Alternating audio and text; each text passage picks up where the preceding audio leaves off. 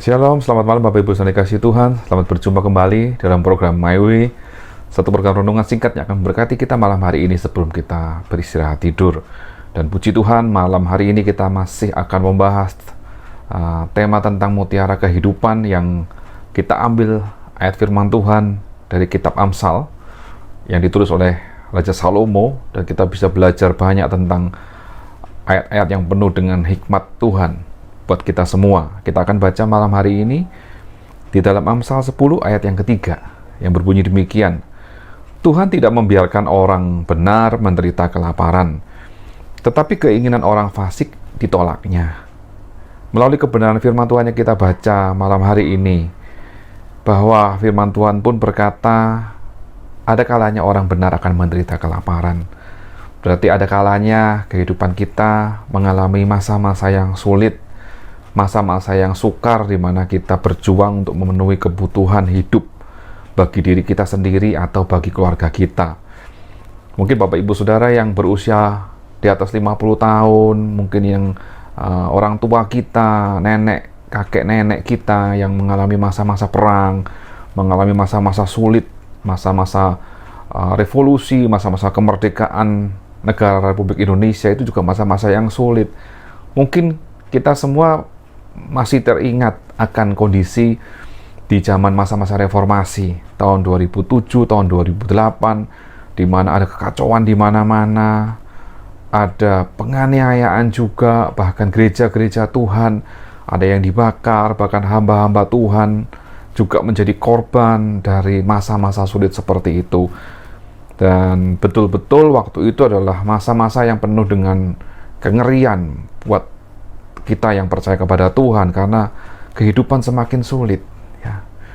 Tapi Bapak Ibu yang dikasihi Tuhan, kalau kita berbicara tentang kebutuhan dasar manusia, yaitu sandang, pangan, dan papan, tentu ini adalah hal-hal yang penting untuk kehidupan kita, khususnya tentang pangan atau makanan, karena makanan ini berpengaruh besar terhadap kehidupan kita. Sehingga firman Tuhan dalam Amsal 10 ayat 3 berkata, Tuhan tidak membiarkan orang benar menderita kelaparan. Lalu apa yang Tuhan Yesus katakan tentang masalah makanan ini? Kita baca ayatnya di dalam Matius 6 ayat 25 dan 26. Karena itu aku berkata kepadamu, janganlah khawatir akan hidupmu, akan apa yang hendak kamu makan atau minum. Dan janganlah khawatir pula akan tubuhmu, akan apa yang hendak kamu pakai. Bukankah hidup itu lebih penting daripada makanan, dan tubuh itu lebih penting daripada pakaian? Ayat 26, pandanglah burung-burung di langit yang tidak menabur dan tidak menuai, dan tidak mengumpulkan bekal dalam lumbung, namun diberi makan oleh Bapamu yang di surga. Bukankah kamu jauh melebihi burung-burung itu? Itu adalah satu ayat yang sangat menguatkan kehidupan kita. Karena saat kita mengalami masa-masa sulit, masa-masa aniaya, mengalami penderitaan itu, ada satu penghiburan yang Tuhan Yesus katakan di dalam Amsal 10 ayat 3a. Yang bagian pertama dikatakan, Tuhan tidak membiarkan. Jadi artinya saat kejadian yang sulit itu menimpa hidup kita, ada satu hal yang kita yakin, kita percaya, bahwa Tuhan tidak membiarkan.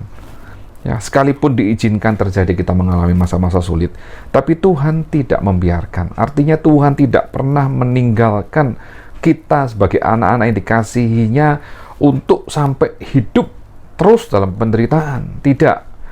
Semua ada waktunya, semua ada masanya, dan bagaimana sikap kita menghadapi kehidupan yang penuh dengan kesukaran, itu yang akan menjadi nilai kita di hadapan Tuhan. Bahkan Tuhan tidak pernah membiarkan, Tuhan tidak pernah meninggalkan kita. Perjalanan hidup kita ini adalah satu perjalanan iman yang harus kita jalani dengan keyakinan iman di hadapan Tuhan, bahwa kita tidak pernah berjalan sendiri. Kita hidup berjalan bersama dengan Yesus Kristus untuk mencapai satu tujuan yang Dia tentukan dalam hidup kita. Bahkan Rasul Paulus berkata dalam 2 Timotius 4 ayat 7, aku telah mengakhiri pertandingan yang baik, aku telah mencapai garis akhir, dan aku telah memelihara iman. Jadi Bapak Ibu Saudara, Ini satu contoh bahwa kehidupan kita suatu saat akan masuk di dalam garis finish. Disitulah kita akan bisa melihat bagaimana pemeliharaan Tuhan terjadi atas hidup kita. Nah, di dalam ayat yang tadi kita baca, Amsal 10 ayat 3b, tetapi keinginan orang fasik itu ditolaknya. Kalau kita berbicara tentang orang fasik, apa arti orang fasik menurut Kamus Besar Bahasa Indonesia?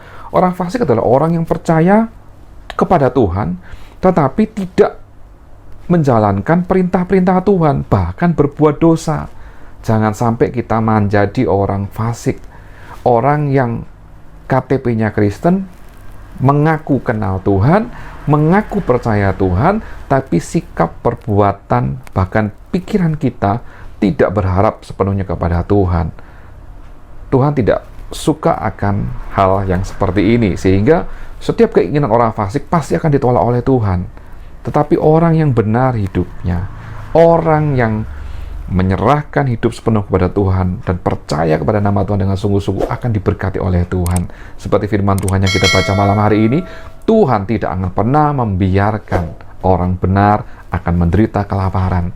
Itu berkat firman Tuhan buat kita malam hari ini. Percayalah bahwa Tuhan bersama dengan kita. Tuhan memimpin hidup kita, Tuhan menyertai kita. Jangan khawatir akan apapun juga, tetapi percayalah Tuhan sudah memelihara hidupmu dan hidup saya. Tuhan Yesus memberkati.